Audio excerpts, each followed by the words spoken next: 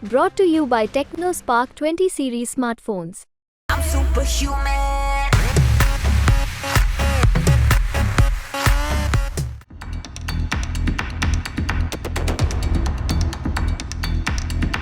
Iran और Israel के बीच जंग छिड़ी तो आफत मच गई। पूरी दुनिया को लगा कि ईरान के हमले के बाद इजराइल जवाबी हमला जरूर करेगा, लेकिन जो जानकारी हम आपको बताने जा रहे हैं वो आपको हैरान कर देगी।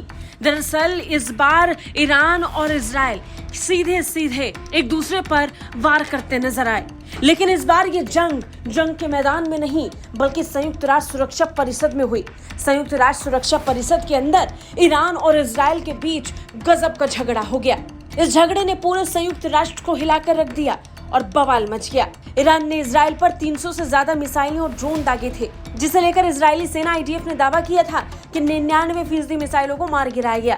तेजी से बदल रही इन घटनाओं के बीच संयुक्त सुरक्षा परिषद में ईरान इजराइल ने एक दूसरे पर खूब निशाना साधा। इजराइल ने ईरान की आतंकी गतिविधियों पर आंख मूंदने के लिए संयुक्त राष्ट्र को भी कटघरे में खड़ा कर दिया। संयुक्त राष्ट्र में इजराइल के राजदूत गिलाद अर्दान ने कहा कि इजराइल ऐसा देश नहीं है जो बेवजह का रोना रोए। हम सालों से अपना पक्ष रखते आए हैं, अंतर्राष्ट्रीय समुदाय को जगाने की कोशिश कर रहे हैं, लेकिन इसका कोई फायदा नहीं हुआ। अगर UNSC हमारे शब्दों पर अमल कर लेता तो बीती रात हमलों की गूंज से उसे जागना नहीं पड़ता या आपात बैठक नहीं बुलानी पड़ती।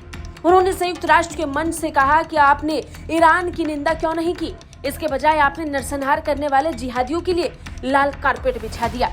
आप अपने साथ ऐसा व्यवहार क्यों करते हैं जैसे वे तनाव की इस मौजूदा स्थिति को कम करने के इच्छुक हैं, जबकि आपको पता है ऐसा नहीं है। ईरान की रणनीति स्पष्ट रही है कि वो दुनिया भर में टेरर फंडिंग करने, आतंकियों को प्रशिक्षित करने और वर्चस्व स्थापित करने की योजना बनाता रहता है। ईरान की रणनीति को लेकर संयुक्त राष्ट्र में इजराइल ने खूब सवाल दागे। वहीं इससे उलट संयुक्त राष्ट्र में ईरान के राजदूत सैयद इरावनी ने कहा कि ईरान की सेना ने इजराइल के सैन्य ठिकानों को निशाना बनाकर मिसाइल और ड्रोन हमले किए। ईरान ने संयुक्त राष्ट्र के चार्टर 51 का पालन करते हुए आत्मरक्षा की वजह से कदम उठाया।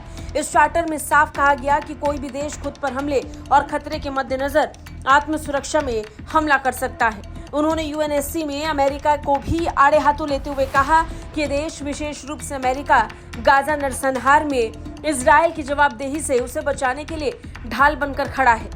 उन्होंने कहा कि मिडिल ईस्ट में ईरान की अमेरिका से दो हाथ करने की कोई मंशा नहीं है।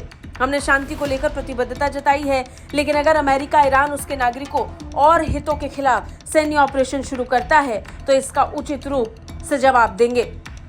कुल मिलाकर ईरान और इजराइल के बीच में ये जब झगड़ा हो रहा था उस समय पूरा संयुक्त राष्ट्र इस गर्मा गर्मी के माहौल को देख रहा था। इजराइल ने एक से बढ़कर एक आरोप ईरान पर लगा दिए। ईरान को जिहाद के नाम पर टेरर फैलाने का आरोप लगाया, तो जवाब में ईरान ने कहा कि उसने ऐसा आत्म सुरक्षा में किया। आपको क्या लगता है? कमेंट करके जरूर बताएं। ब्यूरो रिपोर्ट, भारत तक।